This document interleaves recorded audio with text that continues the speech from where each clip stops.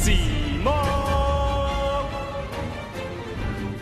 All right, hey guys, I am with Noah Beygelman, and you got top 16 at the Pro Play Tour Invitational here in Florida. New format, new list, and you were piloting what? I was piloting a Lunalight, hand trap, side frame, danger kind of pile of cards. Okay, pile of cards, and yeah. What was your thought process with the new list? Why'd you pick this? Why was this the go-to? So I thought that the Lunalights had the best engine for both the grind game, but also to kind of lock your opponent out of the duel on the first turn. It's really consistent. Basically all the combos use 2 cards, and any additional card just like lets you extend through the regular hand traps. Okay. I also liked it a lot because you drew a lot of cards off of cards like Magician Souls, which I checked, and Dangers, and I make Dugares usually in my combo, so I draw 2 more cards. So by the end of the first turn, you're on like 20 to 24 cards in deck, so you have a board, but you also have hand traps and a follow-up play. Are you enjoying the new format though? Did you have a good time this weekend? Yeah, this event was amazing. Definitely encourage everybody to come to these events. It's like a lot of fun. The competition was really skillful. Like, I think 4 of my rounds I played against people who had premier tops, so yeah, it's definitely good competition. Right, you want to walk us through this deck? Yeah. Let's take a look at it. All right. So I started off with 3 copies of DD Crow. So I chose to play DD Crow. I'll just go through all the hand traps, Droll and Lockbird, and then also the Gamma package. So these were the 8 hand traps I chose to play in my main deck. So the Gammas, we'll start with these. This one is actually part of the first turn combo. So I make Time Thief Redoer, who's a Psychic, and I summon the Psyframe Link monster, Psyframe Lambda. So when you summon this with 2 monsters, you can use its effect to banish itself until the end phase. And the detach for this is part of the effect, which I'll get into later. It's really beneficial in the Lunalight strategy. But also, since a Psychic monster was banished, I can trigger Lambda to search Gamma during the end phase. So not only does my opponent have to combat my board, they also have to deal with the Gamma in my hand. That's so good. Yeah. Get into more about that stuff later. But yeah, that's why Gamma's especially good in this version. And then going second, against Spiral, it can end their turn if they start with Helix.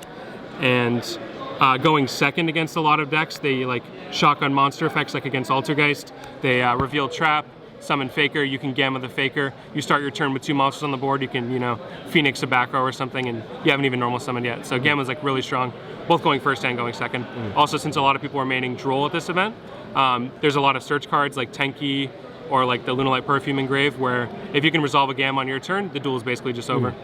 So, now, speaking of Droll, I've seen you're only playing 2 here. Yeah, I think a lot of people opt to play 3. A lot of people play 3 for sure, but I thought that with this card, since the caliber of player at this event was going to be kind of high, I thought that they would have some sort of game plan for what to do through Droll.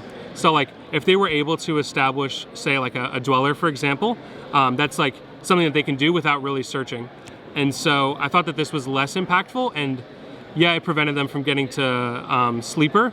It wasn't going to make them have like no board at all. Versus with Crow, if you DD Crow the Master Plan, when they activate a Reborn card targeting it, you're like putting them really behind, and it can just end their turn like entirely. Also, DD Crow's a Dark, and I play Allure, and like Allure actually kind of sucks in this deck. I sided it out a lot because Allure is only really good in decks where you're getting effects off of things being banished, or you have very specific cards that you're trying to dig for, but there just wasn't any good enough cards to play. I just wanted to play 38 cards in my deck, so I threw in 2 Allures, and I played the 3 Crow as a way to kind of unbrick you going first if you draw too many Allures.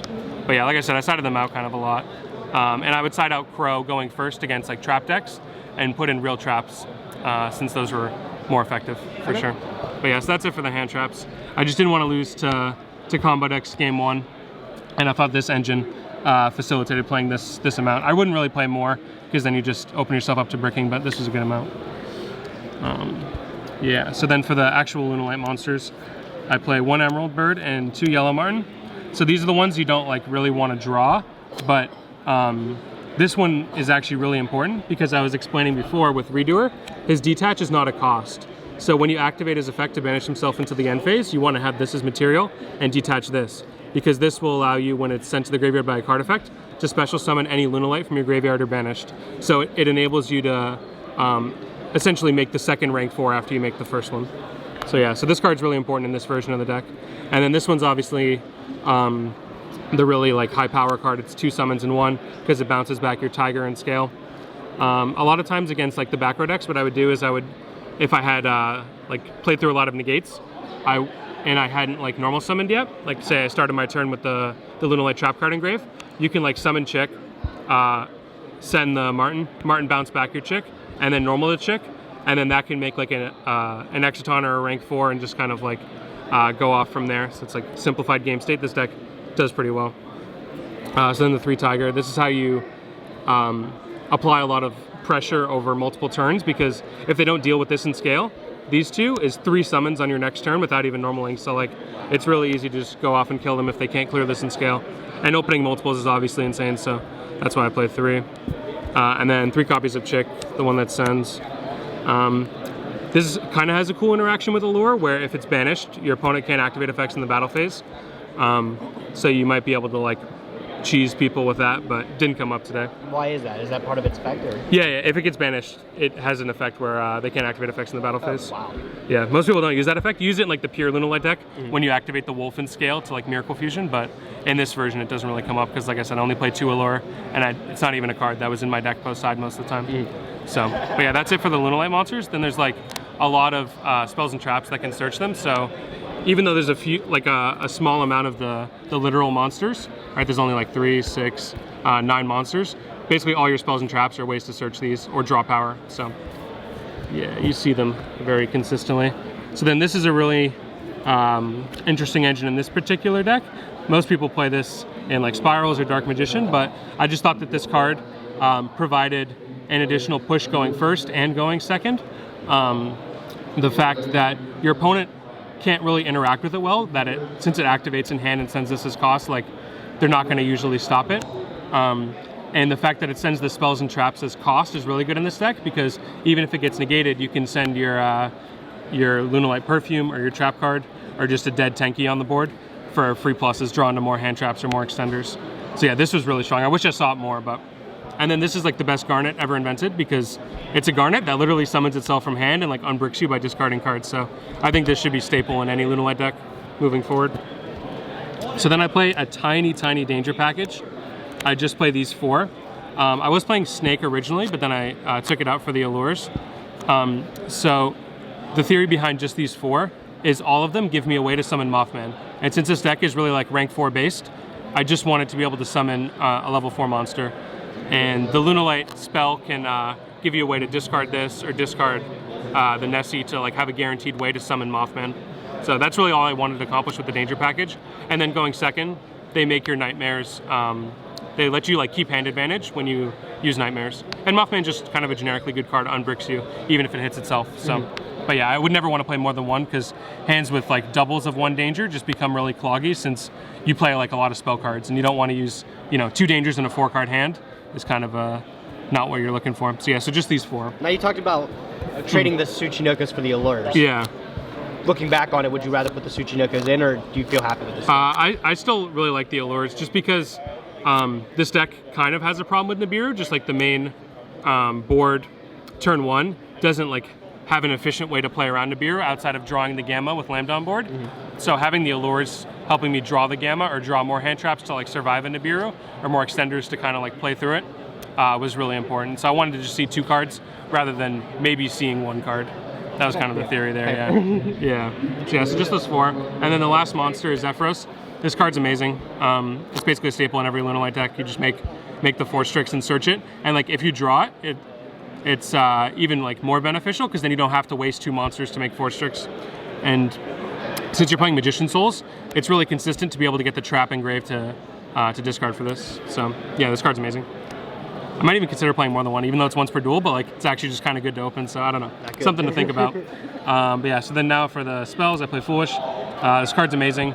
You can send the Zephyros, you can send the Yellow Martin to trigger its effect to search the trap, to combo with your souls. That's like one of my favorite combos. Like Foolish plus Magician Souls is a really good combo, because you're already establishing a monster on board with souls, and you're establishing the Chick on board, and you drew a free card. So it's like really, really strong. You haven't even normal summoned. So yeah, whenever I saw Foolish, is quite nice. And then, like I said, yeah, the 2 Allures. I've kind of been talking about them this whole time, so don't really have to explain it now. And then 3 Perfume. So a lot of people play like more dangers for like the RNG of being able to discard this card. But with Magician Souls, I don't have to like RNG, I can just guarantee discard it. So yeah, definitely 3 of. It's like the best card in the deck. Every hand that has this card in it is just like so strong at breaking boards. Like you summon against Spiral, you summon Chick, and they want to pop it before you get to like send the card. So they pop it, you perfume it back, and then you banish this, search the Tiger. It's just like, it's insane. So yeah, this card's really strong. The fact that it's not once per turn is ridiculous. And then 3 Foolish Burial Goods. I just wanted to maximize myself on starters. Like, this is definitely the worst one because it's a -1. If you see this like without a danger, it can get kind of sketchy because your discard doesn't get value, so you're just playing with a 4-card hand, but you just really need the consistency. If you don't see access to Chicken Tiger, you're not really like, you can't play the game. And then to go along with that is 3 Tenki. So I play, in my extra deck, I play the Fire Fist rank 4 dude, this one, Tiger King, which can search this. So this is what I would do when I had Magician Soul a lot, is I would make Tiger King, if I hadn't used Tenki already, obviously, I'd make Tiger King, set the Tenki, activate the Tenki, search another Tiger. So essentially, I'm using 2 monsters to make Tiger King, but then by searching another Tiger, the scale, it's like replacing itself because I'm just now able to monster reborn another thing. So the 2 level 4s just become an Exceed in a level 4. So you're not like, you don't lose any resources by making this, and you're giving yourself a better follow-up because now you have 2 Tigers in scale they have to worry about. And then you also have the Tenki floating on the board, which can get you a free draw with Magician Soul. That's insane. So yeah, we love free cards. Yeah, all about drawing cards. Drawing cards is insane. And the last card is the Lunalight Trap. So I actually, in my original build, was playing 3 of this card, just because it's so good when you see Souls. Plays through a lot of hand traps, right? They want to, like, if you're discarding 2 for Souls, they really want to Ash, right? It's Pot of Greed. But if you're discarding cards like this that get value, then like it just puts them in a really awkward spot. And a lot of times when you detach from Redoer, you can trigger the Yellow Martin to search this card. So like, you can see a second one and like have another play for next turn, but I don't know. So maybe in the future this gets bumped up, but I really wanted to keep it at 40. So yeah, so that's it for the main deck. 40 cards, of course, 2 Allures, so like really 38. But yeah, I don't see a reason to play more than 40 cards in this deck. All right, so now for the rank 4. This is a rank 4 deck. I play a lot of them. So starting off with Tiger King, this is really, really strong against the Spiral board, because essentially when you summon this and use the effect to set a Tenki, they have to Apollo, because otherwise you use its second effect and negates their whole board, and he's at 22, so they Apollo it originally, Apollo goes to 16, you can like attack over it, and this also is one of the only ways you can out a sleeper. Like you could force it out with this rank 4 guaranteed. There was no other rank 4 I found that could consistently out a sleeper when they had the protection from Last Resort and Resort. And I know it doesn't out it, but like it forces them to use the effect, so you can actually play the game, and yeah. So then to go along with that, kind of the game plan against Spiral is after you Tiger King them, you Exciton them. So you essentially use this to force out the sleeper Apollo, and then use this to just clear their whole board. They get to keep the sleeper, but with no Resort on board, the deck doesn't have like that good of a follow-up play, since they usually use all their rescues on the first turn. So, and then obviously this card is just like a huge blowout against back row decks. This deck is pretty good at making your opponent react to like its initial play. So you can start your turn with like a Tornado Dragon, a Nightmare Phoenix, or like another Link 2 to force back rows. And after you've played through like the 2 negation back rows, you just drop this, clear their whole board, and they're basically top decking versus your already established follow-up play. So yeah, this card's really good. And when you pop the Tiger in scale as well, it gets the effect. So yeah, this card's amazing. Can't believe it's off the list. So then another rank 4, I play Tornado. This card enables a lot of OTKs in the deck because you can go Boral Sword plus Tornado Dragon, and then in the battle phase you can use Tornado to pop your own Tiger in scale, and then Tiger will float into another monster to help like push for game if they have a monster that you need to like attack through, like Link Karibo or something like that. But yeah, and then obviously popping your opponent's cards is nice. And then I play Dugares. So this is part of the combo going first. A lot of people play like Barricade board blocker, but like, why would I just discard a card for no advantage, right? I'd rather discard a card, but also draw 2. Yeah. So instead of doing that, I just like would make the 4 Strix first, search the Zephyros, then I'd make Barricade board block, or it's not Barricade, I make Dugares, and then Dugares draw 2, pitch the Zephyros, draw into extenders, more hand traps, etc. So yeah, this card was like amazing. Did you ever use any of its other effects, or just the draw one? I did use the double damage one time. I had Boral Sword plus Dugares, and you can use his effect to double the attack of a monster you control. So I made a 6,000 Boral Sword. But yeah, that was just kind of for style. But yeah, there's nothing really that good to Monster Reborn, since like, what's the point of even making it, you know, a rank 4 if you're just gonna summon something back? Yeah, and you just want the actual level 4s, so you can make the rank 4s you end on. But yeah, so Force Tricks, talk about this card a lot. Just search as Zephyros. Pretty self-explanatory. Oh, actually, one cool thing is it's a winged beast. So I play this Link monster, Firefighting Darumidal, which requires Beast Warriors, or Winged Beasts. So you can use Jackalope, you can use Force Tricks, and then all your Lunalight monsters to make this. And this is essentially like a Scrap Dragon, so being able to go from Force Tricks right into this was actually pretty clutch. Yeah, and then Baguska. So this was like, I found to be the best card against Spiral, since your end board has Lambda IP and a rank 4 with Gamma in hand. So if you make like say like a Dweller, for example, they can force out your Lambda and IP, since they're kind of small, by summoning their 1900 monsters, and like tough targeting one like forces out your Gamma, or just like entering battle and attacking. They can like force out your interruptions really easily. So by making Baguska and turning everything to defense, it allowed me to like use my IP and my Gamma in hand more like efficiently. And in addition, just like against Rogue in general, they have like a really hard time dealing with this. So you can like, if you get hand trapped, interrupted, whatever, you can make this, buy yourself another turn, and then you already have the insane follow-up of Tiger and Scale plus a loaded up graveyard. So yeah, this card is like really, really essential, and I think it should be made going first, just to like protect your setup. Essentially, whatever they use to out this, like Cerberus, Unicorn, whatever, I would just Gamma that and just kind of protect the floodgate kind of style. So then the last rank 4 is Redoer. So this is part of like the first turn combo, like I mentioned earlier. You want to detach your Lunalight monsters because they trigger their effects when they're detached from him. Also against trap decks, this is sometimes better to make than something like Tornado Dragon going first, because if you rip a trap off the top of their deck, which most of them play 20 plus, so it's most likely for that to happen, you can place their Guru, place their Meluseek, Sangan, whatever they're playing. You can put it on top of the deck, and that just like sets them a whole another turn behind, because now they have to draw that next turn. So this is really strong. I also used it against a Guru player in Swiss. It was super clutch. I took a trap off the top of his deck, and he started his turn by activating Mystic Mine. And I don't mean any outs, so luckily I had this to put it back, and he didn't have a second one. So yeah, Reader was super clutch. Love that card. And it triggers the Lambda, as I mentioned earlier. So yeah, so then for the Link 2s, I play a lot of like Link 2s in this deck, since your main combo starts with like summoning 2 monsters. You make a Link 2, then you make a rank 4 after. So the Link 2s just kind of facilitate this deck's playstyle. This dude, pretty self-explanatory. He's just a Scrap Dragon. You can pop a Tenki, pop one of their back rows. Just baits out stuff. And yeah, you never really resolve the effect of attacking over stuff, because it's not like 2004, but yeah. Then another Link 2 that has the good arrows is Lambda. You can't make this with Nibiru tokens, which is sad. Didn't really come up, but I thought about like, yeah, I thought about the fact that that was kind of unfortunate. But anyways, so it lets you activate Psyframes in hand.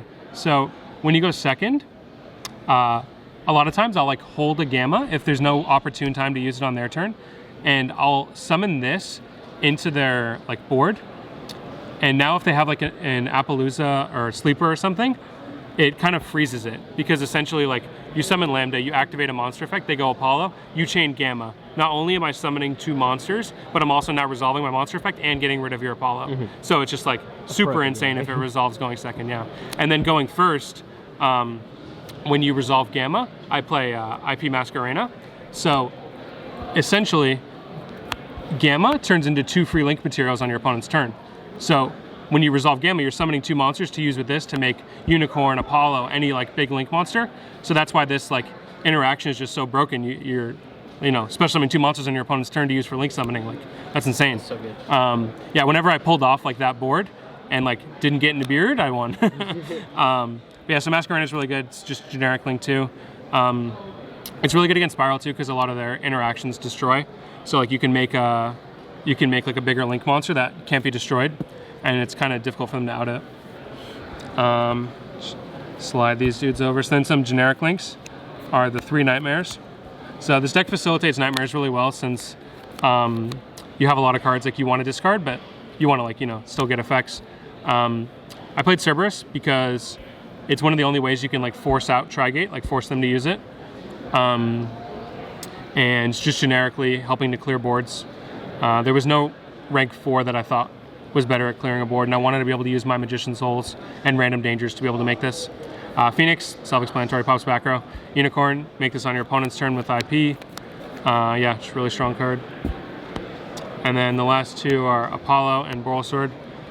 So I don't usually summon this card turn 1.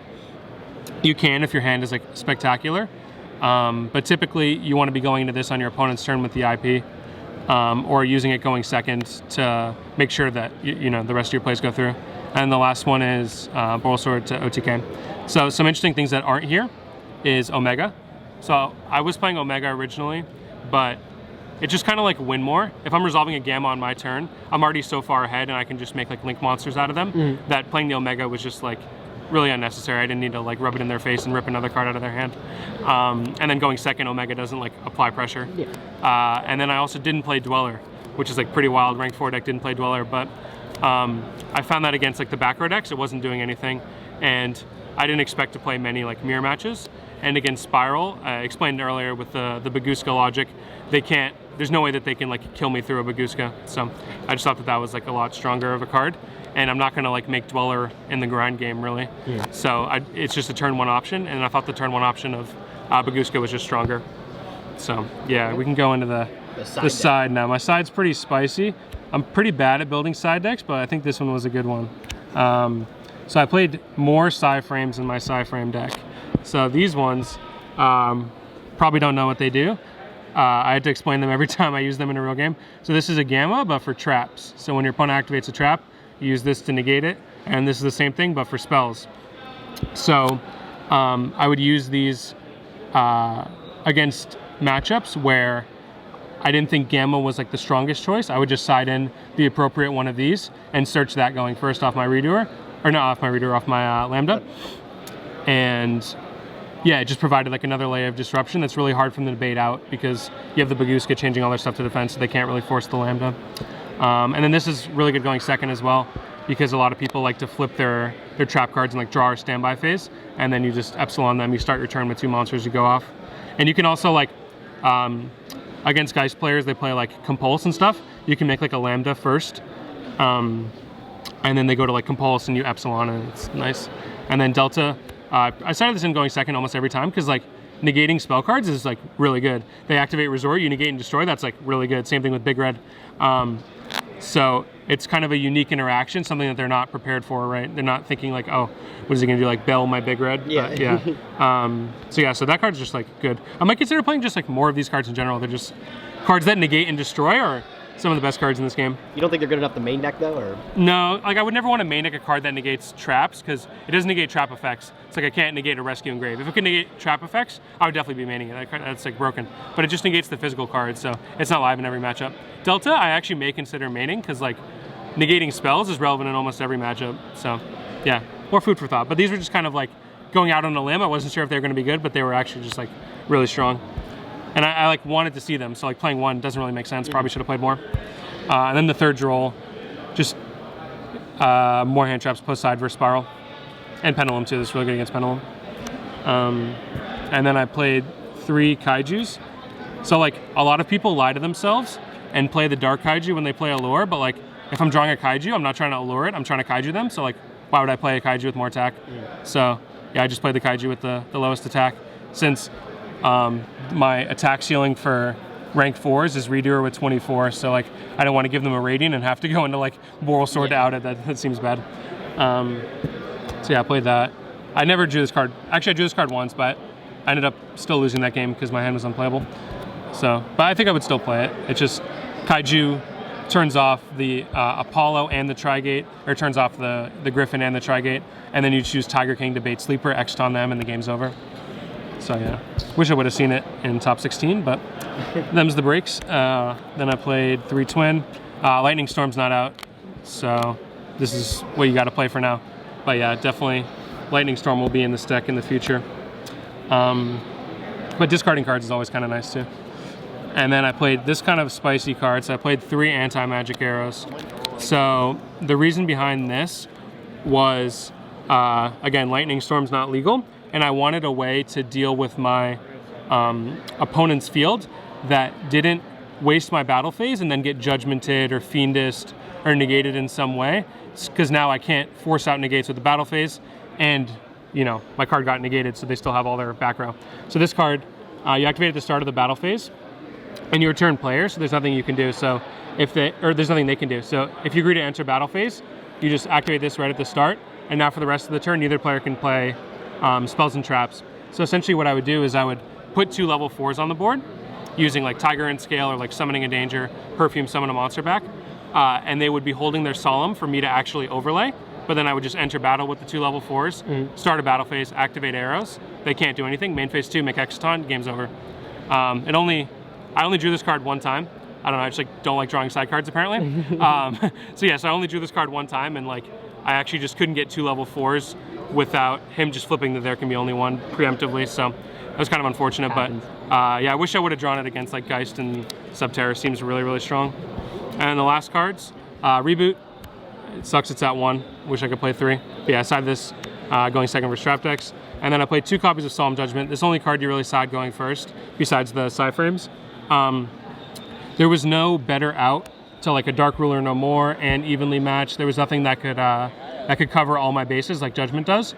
And with the Baguska play, they're not going to OTK you, so like the life points don't really matter.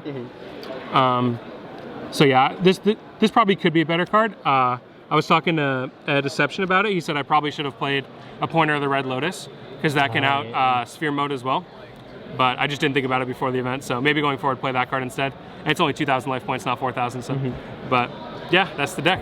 All right. Well, hey, congrats on top 16. I really like this deck actually, and I hope you continue to enjoy the format. And hopefully we'll see you at the next Pro Play Tour. Yeah. Yep, All definitely. Right. Congrats, bud. Thanks.